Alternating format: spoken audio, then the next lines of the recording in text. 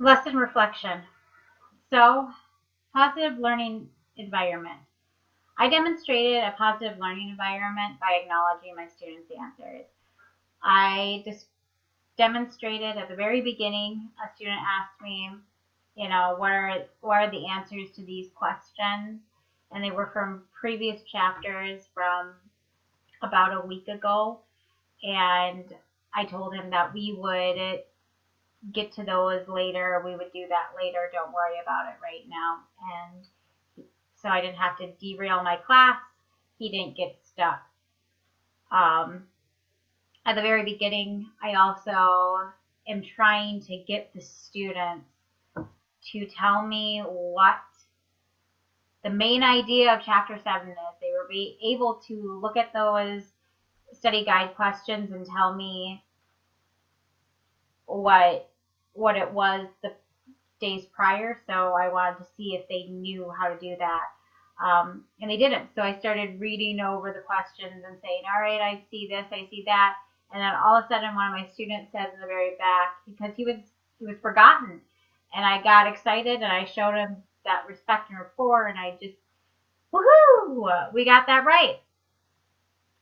And then later on in the video, I also tell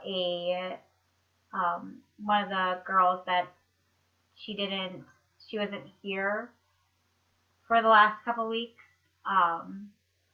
She apparently read the book already, so she knows everything that's happening. And she kept saying spoilers throughout my lesson.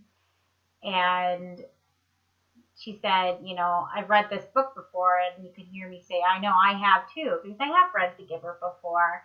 And so I showed her that, relatability and that respect. I'm acknowledging her answers. I'm acknowledging what she's saying. Just let's not give any spoilers to the students that haven't read this book.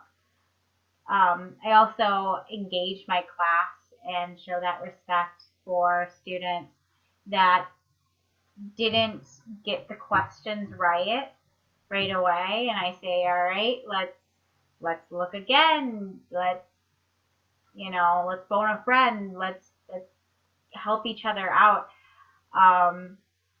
Let's look at our book. And that shows them that I'm not saying that their answer is wrong. I'm just saying try again. All right, if there's the student that I said, let's phone a friend, he says, I don't know what it is. And I said, all right, let's ask somebody else. Let's see if anybody else in this class knows.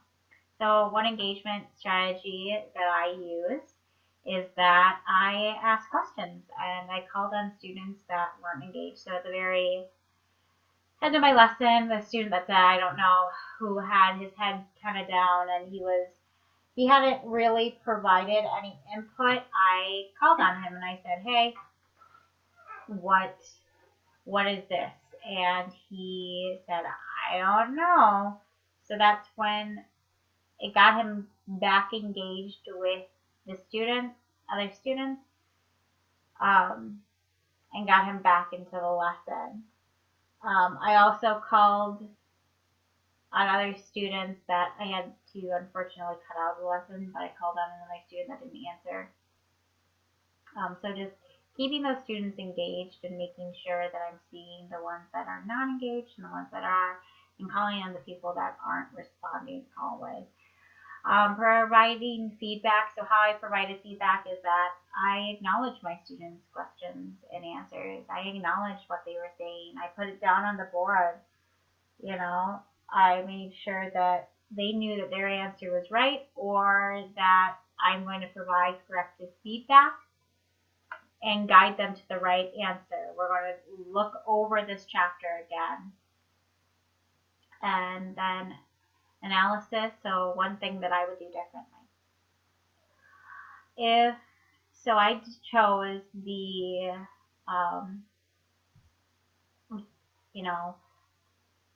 model, guided practice, and then unguided practice lesson model for my lesson. I don't believe that I provided a good enough model in this lesson, because the students didn't really grasp the idea of how to connect the dots between the chapters. In prior lessons, we focused on the study guide questions to find our key details. I wish we would have connected the dots more.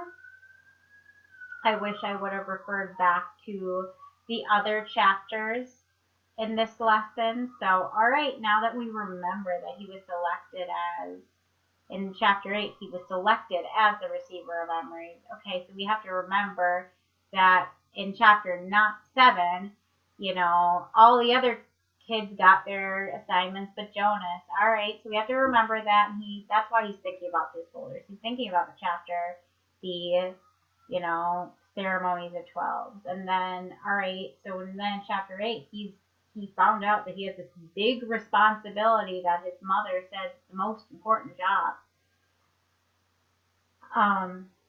So I wish that I would have connected the dots more within my lesson instead of just focusing on chapter 9, because my lesson objective was to be able to summarize all 3 chapters because my students were doing so well on the exit tickets of providing, you know, the main idea.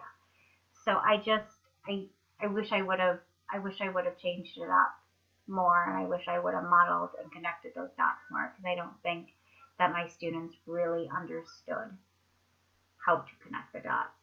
I had a student in his assessment just put key details from the study guide. So I'm all like, So if I could change one thing, that's the one thing I would change, is how I modeled it. I would model it differently than what I